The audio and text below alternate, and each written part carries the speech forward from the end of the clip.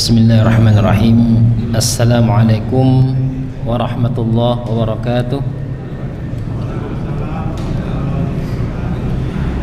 Alhamdulillahirabbil alamin wa bihi nasta'inu ala umurid dunya waddin. Wassalatu wassalamu ala asyrafil mursalin wa ala alihi wa sahbihi ajma'in, amma ba'd.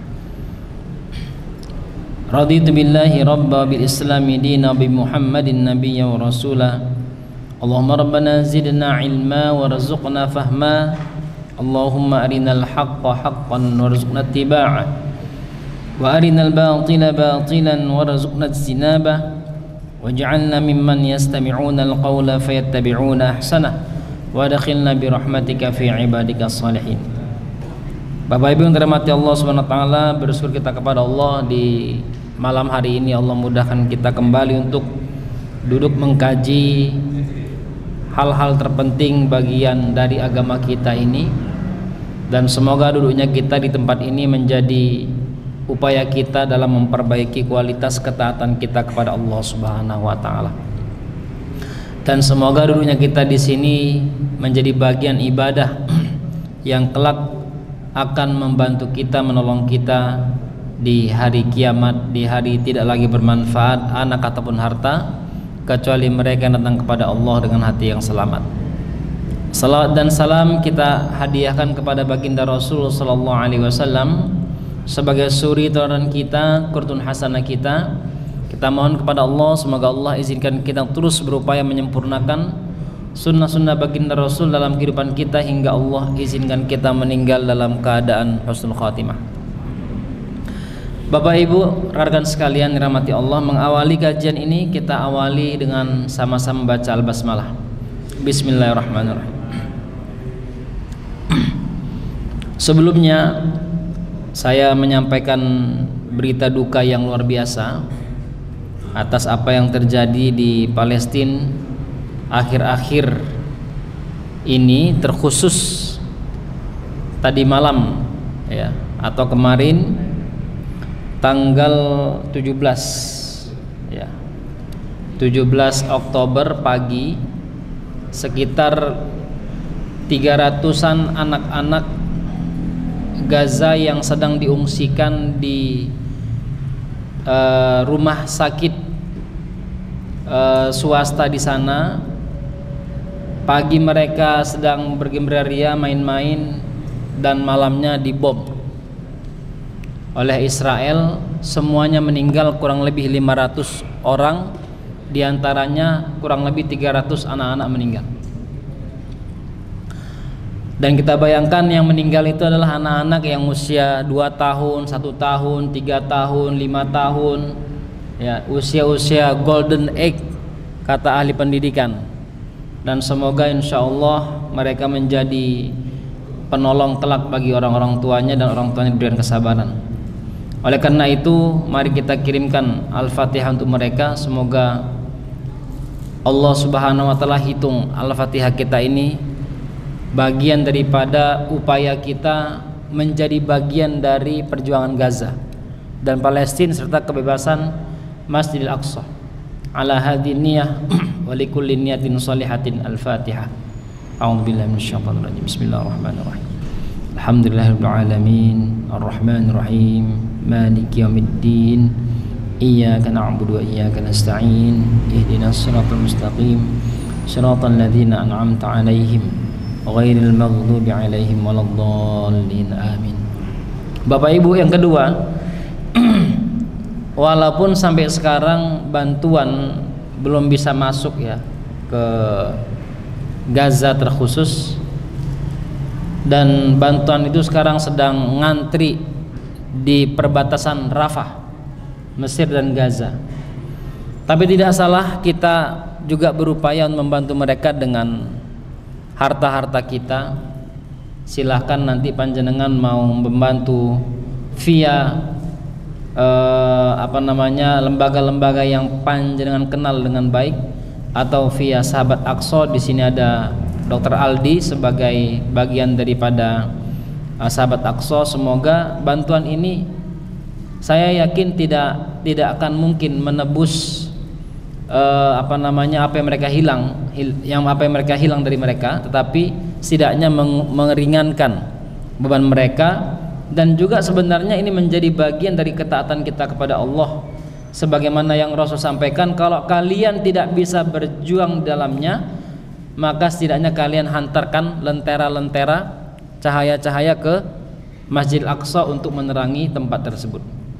Bapak Ibu yang dirahmati Allah Ta'ala, kita kembali pada materi kita. Terakhir kita membahas tentang berdusta antara suami istri, dan kita sudah sampaikan juga dalil mengenai hal tersebut sebagaimana yang terjadi pada seorang sahabat namanya Ibnu Abi Uzrah Ad-Du'ali. Begitu juga hal yang sama dibenarkan oleh Ummu Kulthum, sebagaimana disebut dalam satu hadis bahwa laisal kadzdzabul ladzi yuslihu bainan nasi fayanmi khairan aw yaqulu khairan.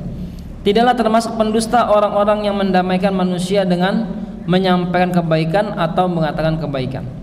Dalam satu hadis juga dari Ummu Kulthum, beliau mengatakan bahwa seseorang tidak boleh berdusta atau mengucapkan perkataan dusta kecuali dalam 3 hal, yakni perang, 2 memperbaiki hubungan di antara manusia, dan yang ketiga ucapan suami kepada istrinya dan ucapan istri kepada suaminya. Artinya walaupun dusta tidak dikatakan dusta selama hal tersebut untuk mengademkan, melanggengkan keluarga. Bapak Ibu yang dirahmati Allah, kita lihat di slide. Kita akan membahas beberapa hal mengenai problematika berumah tangga. Yang pertama, bahwa apa hukum membawa istri pindah tempat? Suami berhak membawa pindah istri ke tempat manapun yang diinginkannya, sebagaimana yang Allah firmankan, tempatkanlah mereka, yaitu para istri, di mana kamu bertempat tinggal menurut kemampuanmu, dan janganlah kamu menyusahkan mereka untuk menyempitkan hati mereka. At-Tolak ayat 6. Hadis ayat ini menerangkan kepada kita larangan menyusahkan, yang mana artinya jangan sampai perpindahan tempat yang kita lakukan bersama istri itu, atau perintah kita yang kita sampaikan kepada istri, bertujuan untuk menyusahkan istri. Nah, maknanya perpindahan itu mesti menciptakan penghidupan yang lebih baik dan mencapai tujuan, demi mencapai tujuan pernikahan yang sebenarnya. Jika tujuan perpindahannya adalah untuk menyusahkan dan memberatkan hati istri, ya, contohnya istri seperti dengan syarat istri memberinya sebagian mas kawin yang diterimanya, atau mengurangi sebagian nafkah yang wajib diberikan suami, atau mohon maaf ini qadarullah ada laki-laki yang ketiban ketiban berkah yang turah-turah nikah sama anak orang kaya. Ya, orang kaya ini saking sayangnya sama anaknya itu bilang begini, pokoknya kamu tinggal sini nduk sama suamimu. Nah, di sini kamu nggak usah ngapa-ngapain, makan disiapkan dan sebagainya. Dan orang tua sudah lapang, nggak cawe-cawe, lapang udah. Lalu si suami kena merasa, wah kalau begini harga diri saya kemana? Begitu kan, ada begitu laki-laki itu. Wes kita pindah aja. Ternyata pindah ke tempat yang lebih buruk, membuat istrinya ini berjuang keras. Maka hal ini dilarang dalam agama. Mohon maaf, mungkin dia akan menyembunyikan hatinya, tetapi orang tua yang biasa memberikan anaknya ke lapangan dan tidak ada pernah mempermasalahkan kehidupan itu, kan terjadi problem. Ingat bahwasanya setidaknya ketika, terkhusus kepada teman-teman yang akan menikah, Setidaknya Anda menikah itu memiliki penghidupan yang setara minimal dengan yang selama ini dirasakannya di rumahnya sendiri, di rumah orang tuanya. Lah ini kalau seandainya menikah, apalagi model orang Indonesia, kalau model orang Arab menikah luar biasa memang. Model orang Indonesia ini menikah cukup dengan bekal cinta, ya Pak ya. Dan perempuan sangat puas dengan bekal cinta tersebut. Sampai ada kisah yang agak menggelitik. Seorang perempuan menikah dengan seorang laki-laki yang miskin banget. Nah, hari pertama, kedua masih adalah bekal-bekal kado-kado yang dulu dikasih sama orang-orang. Ya, amplop-amplop. Ternyata sampai 3 minggu, 4 minggu udah mulai habis bekal. Baru mulai komplain istrinya. Apa kata istrinya? Bang, gimana ini bang makan kita bang? Kalau begini terus aku nggak kuat. Apa kata suaminya? Bukankah dulu aku mengatakan kepadamu bahwa aku tidak punya apa-apa kecuali cinta? Ya, perempuan dengar begitu, oh iya, ini laki-laki yang sesungguhnya gitu. Ternyata beneran, ya, laki-laki nggak punya apa-apa, yang punya hanya cinta. Akhirnya kita akan mengatakan makan tuh cinta.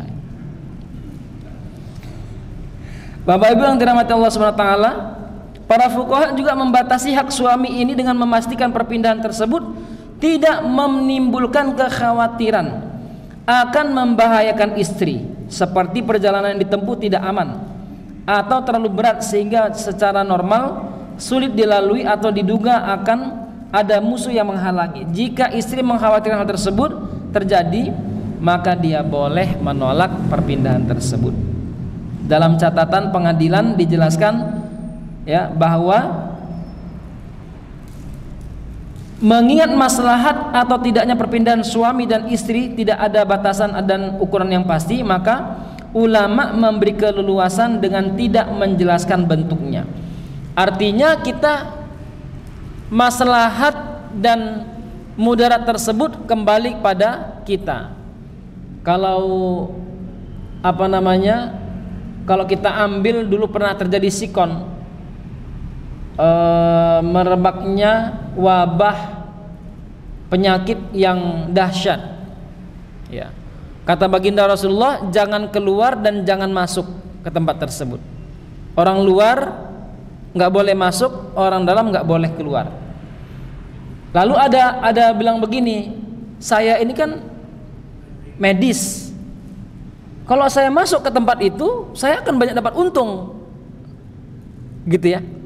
Suami istrinya bukan medis, sehingga pemikiran dia apa? Wah, kalau saya ke sana nanti bagaimana kesehatan saya?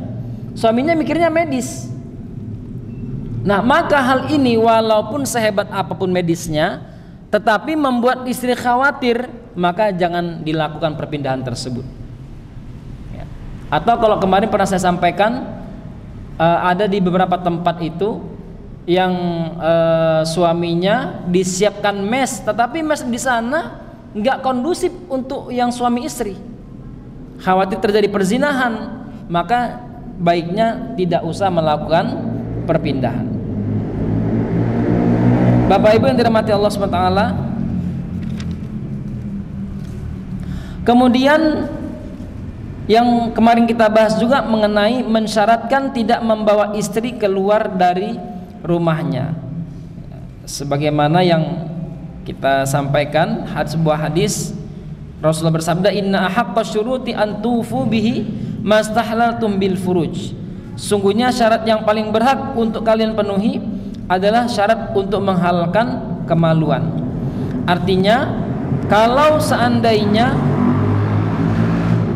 ada seorang suami yang ketika akad nikah mengatakan saya tidak akan membawa kamu keluar dari kampungmu, keluar dari tempatmu, dan itu disampaikan pas akad nikah, maka ini harus kembali dipertimbangkan.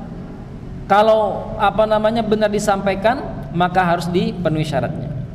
Bapak Ibu yang dirahmati Allah SWT, Kita lihat yang ketiga, yang mungkin hari ini banyak terjadi di sekitar kita, yaitu melarang istri bekerja. Para ulama membagi pekerjaan istri itu dengan dua bagian. Pertama, ada pekerjaan yang berdampak mereduksi hak suami atau membahayakannya, ya. Yang kedua, ada pekerjaan yang tidak membahayakan hak suami. Lalu para ulama mengatakan bahwasanya yang dianjurkan dan yang dibolehkan oleh para ulama bagi istri yang ingin bekerja di luar rumahnya adalah hal yang kedua. Sedangkan jika pekerjaan itu membahayakan hak-hak suami, maka para ulama menegaskan sebaiknya dihindari pekerjaan tersebut. Kalau dulu saya pernah menyampaikan contoh, ya, teman-teman PNS yang sering keluar untuk bertugas, ya, dan naasnya kepala dinas memberikan surat tugas dengan menugaskan laki-laki dan perempuan berdua untuk melakukan tugas di luar kantor berhari-hari, ya, duduk bareng berhari-hari, pergi bareng berhari-hari, bukan suami istri. Dan kita harus pahami bahwasanya yang paling gak kuat menahan nafsu itu adalah orang yang sudah menikah. Saya beneran bilang sampai ini. Yang paling gak kuat menahan nafsu itu adalah orang yang sudah menikah. Orang yang belum menikah masih banyak malunya. Tetapi orang yang sudah menikah ini sangat rentan untuk melakukan perzinahan antara orang-orang yang walaupun sudah menikah. Bahkan kami pernah mendapatkan kasus terjadi pada teman kami sampai hijrah ke suatu daerah. Dia diterima PNS, hijrah ke suatu daerah. Kemudian beberapa kepala atau atasan-atasan mereka di kantor itu membuat pelonco. Pelonconya apa? Siapa yang berhasil memperkosa dia, bayangkan tuh, dikasih bonus. Dan ini terjadi, Pak. Dan mohon maaf, istri teman saya ini ngelapor dan tidak mendapat saksi. Kenapa? Saksi-saksinya itu yang tahu semuanya terlibat dan pernah melakukan hal yang sama. Jadi dahsyat, Pak. Saya tidak mempermasalahkan itu, tapi yang saya mau sampaikan, penting bagi kita untuk mensupport anak-anak kita yang baik-baik masuk ke PNS dan memperbaiki ini, Pak. Ya, jangan sampai orang-orang buruk tersebut terus berada di sana sehingga negara ini buruk. Dan mohon maaf, negara ini buruk bukan hanya karena MK saja, ya, Pak, ya. Bukan hanya karena para eksekutifnya saja. Negara ini buruk dari bawah, Pak. Dari PNS-nya, penerimaan PNS-nya udah banyak yang buruk. Dan banyak yang terjadi. Maka ini penting kita perbaiki semuanya bareng-bareng.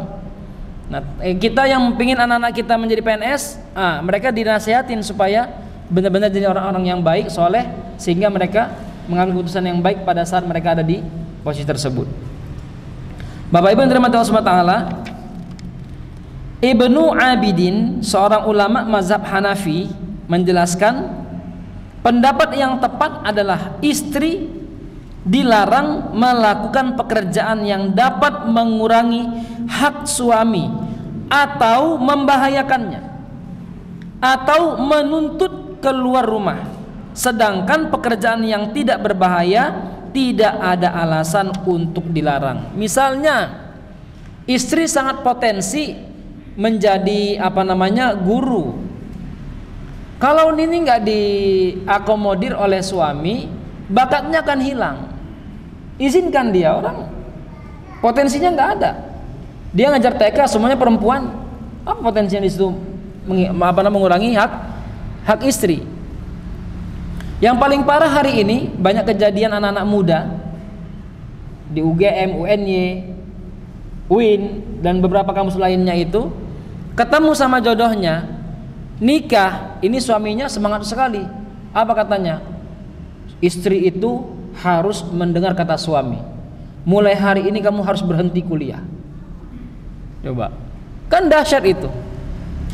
Kalau seandainya tujuan Anda menikah merenggut hak dia untuk kuliah, itu namanya kezaliman. Dan orang tuanya udah menghabiskan banyak uang demi itu, dan Anda habiskan 1 hari aja. Nanti kita akan bahas di di tema selanjutnya. Bapak Ibu yang dirahmati Allah SWT, misalnya istri sangat potensi dalam manajerial bisnis, jangan hilang potensinya. Doktrin-doktrin yang mengatakan bahwasanya ya istri itu tugasnya dapur, kasur, sumur. Saya mohon maaf, ini saya berbeda pendapat dari mereka. Selama istri ini potensial menghasilkan banyak berkah hanya dengan memikirkan, maka jangan hilangkan potensi itu. Pekerjaan masak bisa bayar orang, nyuci bayar orang, ya tapi jangan pula tempat tidur dibayar orang juga, jangan. Ya. Sumur, dapur bayar orang, rumah dibersih bayar orang. Kenapa? Karena potensi istri menghasilkan lebih banyak yang daripada yang mereka keluarkan. Tapi kan masakan istri itu berkah bagi anak-anak.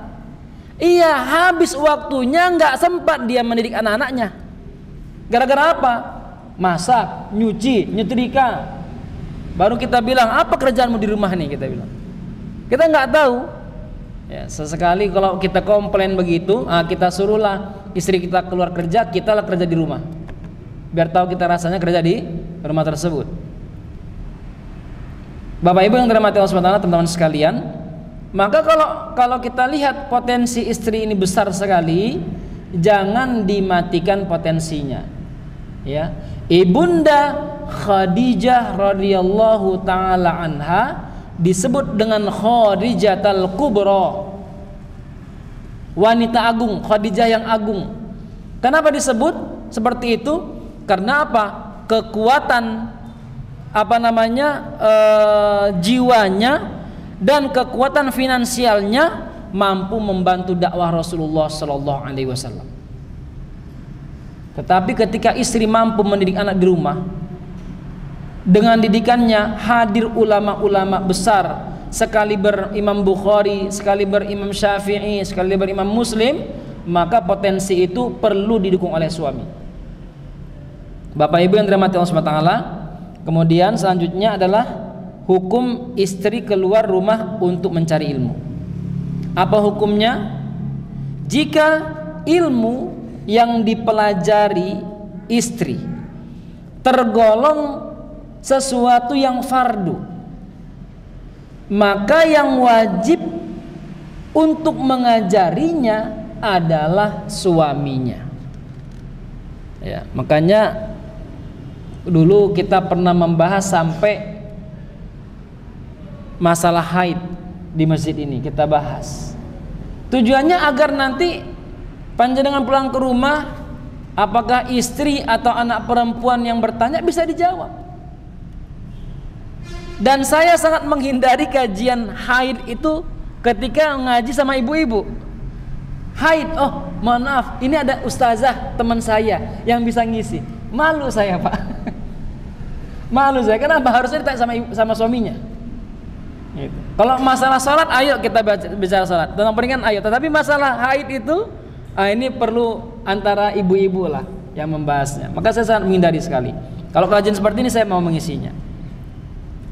Nah, Tetapi hal tersebut jika suaminya mampu mengajar. Jika tidak mampu, maka istrinya wajib keluar menemui ulama atau dan menghadiri majelis ilmu guna mempelajari hukum-hukum agama, sekalipun tanpa seizin suaminya. Suaminya pergi kerja, ada waktu, nggak usah izin, berangkat aja ya. Tapi ingat, kita bicara hal-hal yang tergolong fardu. Sedangkan kalau perkaranya tergolong yang bukan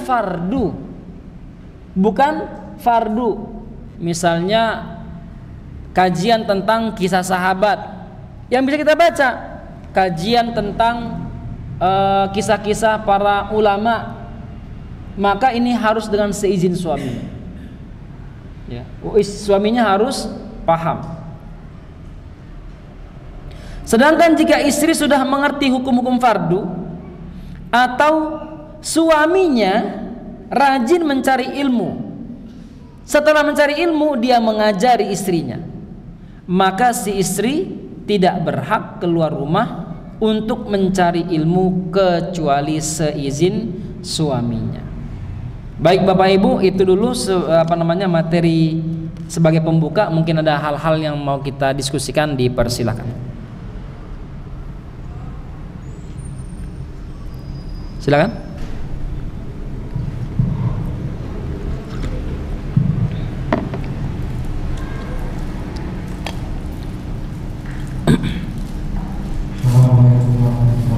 Waalaikumsalam. Ustaz, ini cuma pengalaman. Saya selama hidup tentang orang-orang alim, itu kok nggak ada salah satu beberapa ketahuan. Orang alim itu ibunya wanita kaya, bapaknya bekerja luar, ibunya wanita dulu. Orang-orangnya jadi orang alim semua. Ya.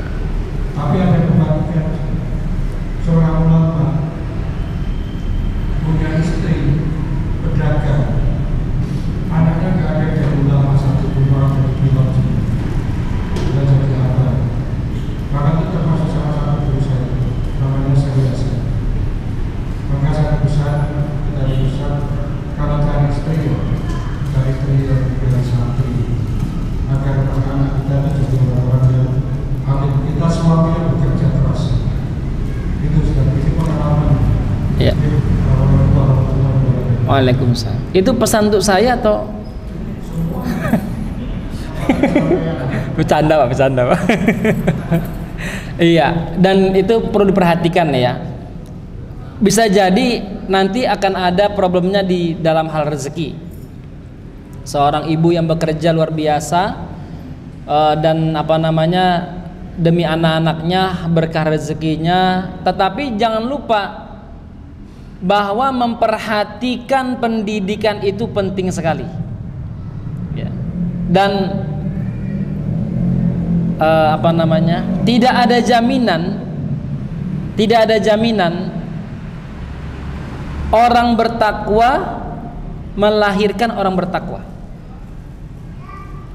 Paham ya Bapak Ibu ya? Tidak ada jaminan orang yang bertakwa melahirkan orang yang bertakwa. Yang menjadi jaminan adalah ketika orang bertakwa mempertahankan takwanya, mendakwahkan ketakwaannya, menelurkan ketakwaannya, baru akan hadir orang yang bertakwa. Walaupun dia ulama sekalipun. Mohon maaf, walaupun nabi sekalipun, Nabi Nuh, Nabi Lut ya. Tetapi kan kita bicara yang jarang ya. Kalau bicara yang normal, kalau kita melakukan pendidikan yang baik pada anak-anak kita, akan hadir orang-orang yang soleh. Matur nuwun Pak atas pengalamannya. Yang lain silakan Bapak Ibu, silakan. Oh ya, silakan Pak. Depan ini.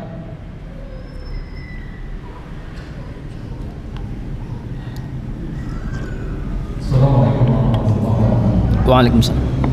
Ada pendapat saya mengatakan bahwa kita sebagai orang tua tidak melarang anaknya bekerja di luar, kalau keluar dilarang bekerja di luar. Iya. Jadi yang saya pahami ya, bahwa kalau kita berbicara sesuatu yang boleh tidak boleh, maka kita harus butuhkan dalil yang kuat akan hal ini. Yang saya pahami, selama seseorang itu membiarkan atau mengizinkan anaknya keluar untuk perkara-perkara yang baik, sepaham saya tidak ada larangan di sana. Yang tidak boleh adalah membiarkan dia sendiri keluar, bahkan sampai membiarkan dia sendiri keluar untuk melaksanakan ibadah haji atau umroh dengan catatan yang sunnah. Kalau yang fardu, dia mau pergi walaupun suaminya bilang nggak boleh karena masih yang fardu yang pertama, maka si istri atau anak boleh keluar untuk melaksanakan kewajibannya. Nah, apalagi kalau hal-hal yang masih dalam bisa kita pantau, ya, misalnya anak ngajar di UN UMY, tetapi kalau sampai keluar, memang di sini perlu dipertimbangkan, kecuali dia keluar untuk menuntut ilmu. Nah, di sini perlu dipertimbangkan. Kenapa? Karena khawatirnya jauh dari pantauan tidak bisa kita lihat. Yang pastinya orang tua perlu mempertimbangkan manfaat dan mudarat. Satu itu. Yang kedua, jangan sampai kekakuan kita dalam memahami teks agama membuat potensi anak hilang. Bisa dipahami ya Bapak Ibu ya? Jangan sampai kekakuan kita dalam memahami teks agama membuat potensi-potensi yang Allah tanamkan dalam diri anak hilang. Apa-apa tidak boleh, ini jangan, ini nggak boleh, nanti begini, jangan begitu. Nanti dia akhirnya minder sendiri dan marah sama kita, akhirnya kita gagal menjadi orang tua yang baik. Yang pastinya kalau seandainya tadi ada teks yang menyatakan itu, mungkin bisa dipastikan dulu Pak. Yang lain silakan Bapak Ibu. Iya, silakan.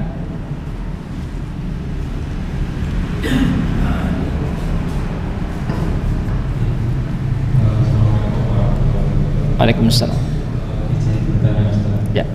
Mengenai pernyataan yang pertama tadi bahwa membawa istri keluar, tapi kenyamanannya itu berkurang. Maksudnya, tetapi kan begini ya, kalau ternyata jodohnya si anak orang kaya yang perempuan itu mendapatkan jodoh lelaki yang tingkat kekayaannya di bawahnya, ya tentu kan si lelaki ini ingin dia itu dianggap kita bisa bertanggung jawab pada kalau istrinya kan anak dari kalangan sulit jadi banyak stres. Maka si suami ini mandiri diajar. Orang itu juga bagaimana dengan seperti itu? Apalagi fenomena sekarang kan laki-laki sama perempuan kan banyak perempuan nih.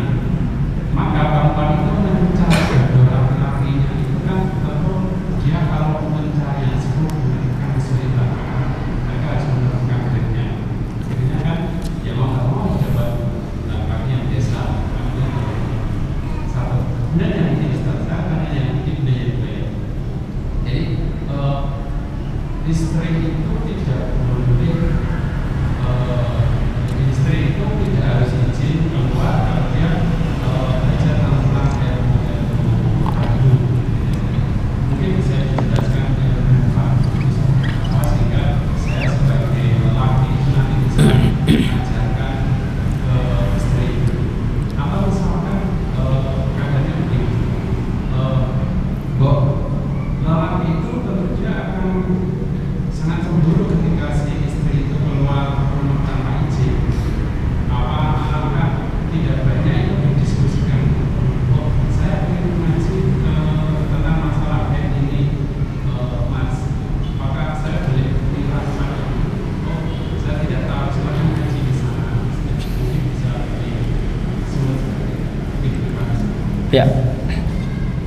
Baik, yang pertama sebenarnya cuman perlu cara ya, cara kita memahamkan dan meyakinkan orang tua agar jangan sampai nanti orang tua merasa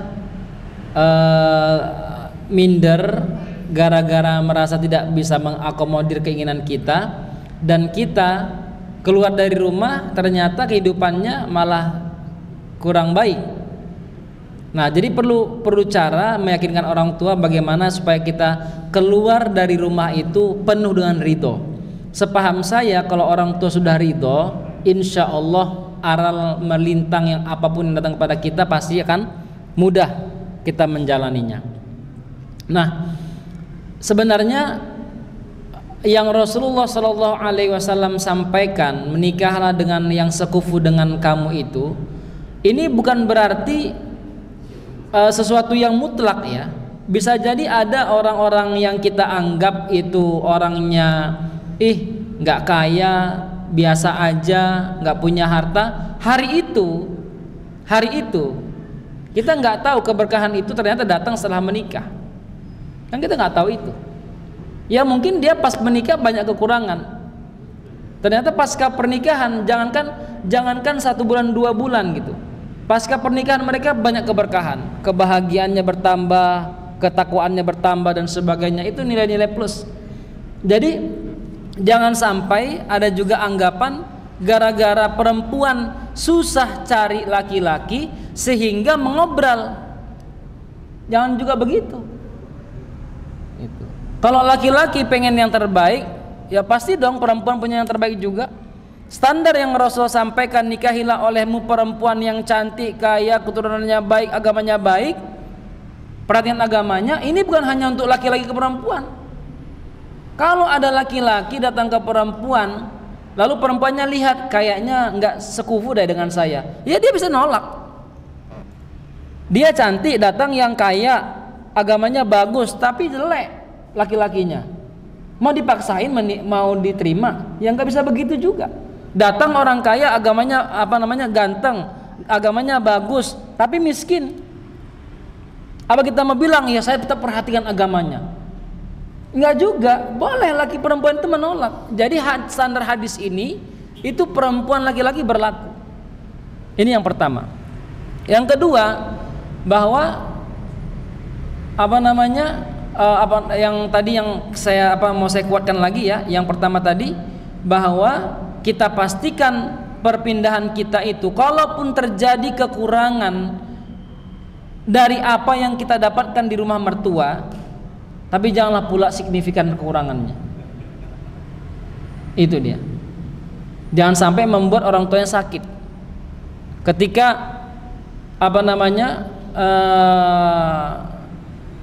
saya ditanya oleh mertua saya, kalau nanti anak saya menikah, ini gimana ke depannya? Saya bilang, kalau untuk memberikan makan, Pak, anak bapak bisa hidup dengan saya, insya Allah standarnya sama dengan di rumah sini, lebih dari sini, saya bilang gitu. Tapi kalau anak bapak minta emas 2 kilo, bulan depan minta ganti baju setiap bulan, saya nggak kuat lah Pak, saya bilang gitu.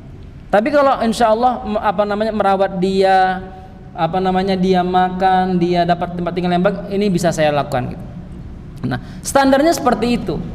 Jangan sampai kita malah menurunkan standar dia, padahal dia sebelumnya berada dalam kelapangan dan kebahagiaan bersama orang tuanya. Kurang lebih begitu. Itu ya, saya sudahi dulu pertanyaannya Bapak Ibu, saya lanjutkan. Yang selanjutnya, menghukum istri yang membangkang. Dalam Al-Quran disebutkan bahwa istri yang membangkang itu disebut nusyuz. Ya, nusyuz, perilaku nusyuz.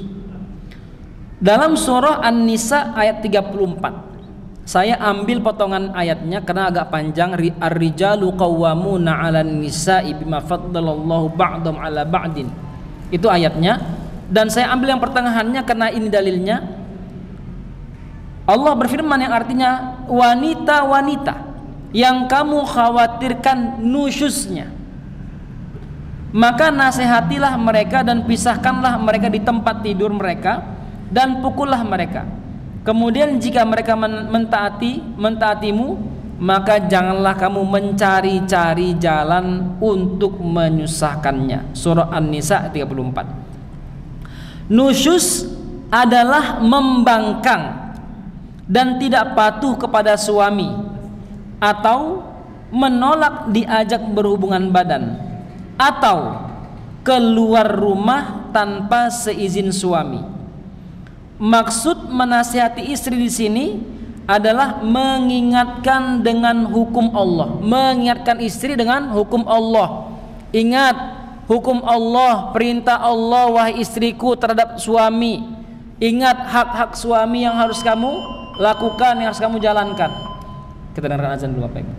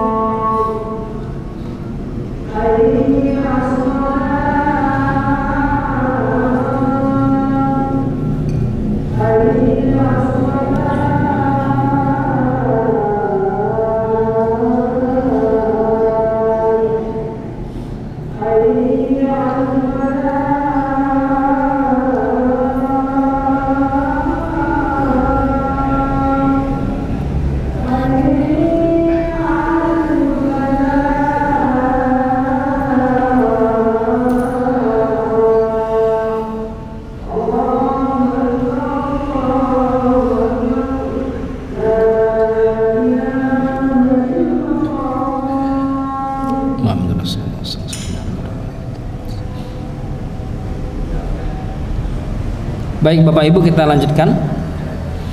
Jadi wanita yang nusyus atau membangkang suaminya, atau menolak diajak berhubungan badan, atau keluar izin tanpa suami, tanpa izin suami, keluar rumah tanpa izin suami, maka yang pertama dinasehati, ya, dinasehati dia, diingatkan terhadap hak-hak suami yang harus dilakukan atau dipenuhi oleh istrinya. Kemudian mengingatkan akan dosa yang akan dia dapatkan kalau melakukan nusyus kepada suaminya. Setelah dinasehati, ternyata dia masih melakukan itu, maka dihajar. Hajar, bukan dihajar, ya, tapi dihajar. Hajar itu apa? Memisahkan istri di tempat tidur. Maksudnya adalah di kasur, ya. Kalau kasarannya, udah kamu tidur sini, saya tidur di luar, gitu ya. Walau nanti akhirnya nggak tahan, kenapa banyak nyamuk di luar, Pak.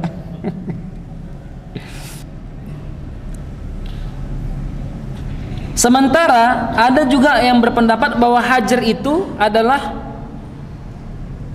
maksudnya pembicaraan, tidak boleh lebih, artinya dia tidak mau bicara kepada istrinya. Kalau seandainya hajar dalam arti tidak berbicara sama istri, maka tidak boleh dilakukan lebih dari 3 hari. Ya, 3 hari batas maksimal. Sebagaimana yang Rasul sabdakan dan mengingatkan kita semua, la yahillu li muslimin an yahjur akhahu fawqa 3 ayyam. Seorang muslim tidak dibenarkan melakukan hajar, menghindari berbicara terhadap saudaranya lebih dari 3 hari. Hadis riwayat Bukhari, Muslim dan Abu Dawud. Adapun memukul istri tidak boleh dilakukan jika istri baru seperti seakan-akan terlihat nusus. Kayaknya ada logat, ada perangai yang membuat dia nusyus. Maka jangan sampai baru saja perkiraan kita mukul dia, nggak boleh. Kalau kita lihat baru perkiraan, maka dinasihati sebagaimana yang Allah sampaikan dalam ayat yang kita bacakan tadi. Ternyata dia melakukan nusyus pertama kali, dia lakukan nusyus, maka pisahkanlah mereka di tempat tidur mereka. Ini yang kedua.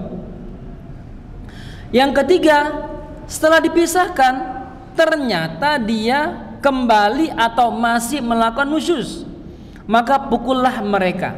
Artinya jika tidak sadar setelah dinasehati dan dihajar, maka suami boleh memukulnya. Rasulullah bersabda, sesungguhnya hak kalian yang harus mereka tunaikan adalah tidak membiarkan rumah kalian dimasuki oleh orang yang tidak kalian sukai. Jika mereka melakukannya, maka pukullah mereka dengan pukulan yang tidak keras. Dengan catatan, ketika memukul, suami mesti menghindari bagian wajah dan tempat-tempat yang rawan, karena tujuan pukulan tersebut bukan untuk merusak atau untuk menyakiti, tetapi adalah untuk mendidik. Ya, untuk mendidik. Itu pun mukulnya Pak Bu sekali saja, ya, bukan digebukin sampai istrinya bonyok, ya. Itu kalau itu nanti bisa KDRT. Abu Dawud meriwayatkan dari Hakim bin Muawiyah al-Qushairi bahwa ayahnya pernah bertanya, wahai Rasulullah, apa hak istri yang wajib ditunaikan suami?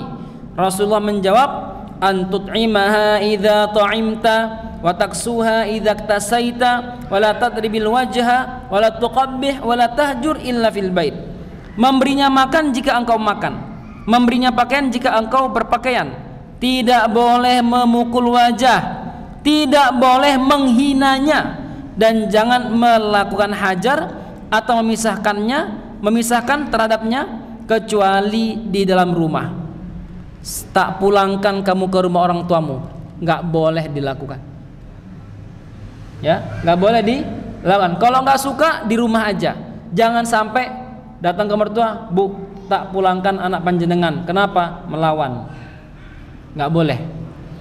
Bapak Ibu yang dirahmati Allah Subhanahu wa taala, terakhir sebagai penutup, ilmu apa saja yang fardu, yang termasuk fardu itu, kata para ulama, yang pertama yang berkaitan dengan rukun iman.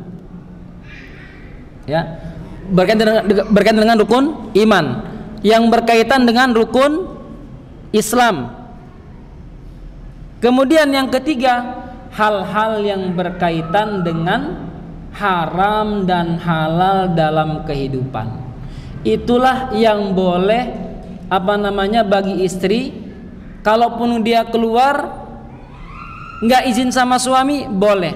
Tetapi benar tadi yang ditanyakan tadi, yang disampaikan, baiknya kalaupun tetap menuntut ilmu, tetaplah sampaikan sama suami, agar mana tahu tiba-tiba suami pulang, dia paham istrinya sedang di luar belajar.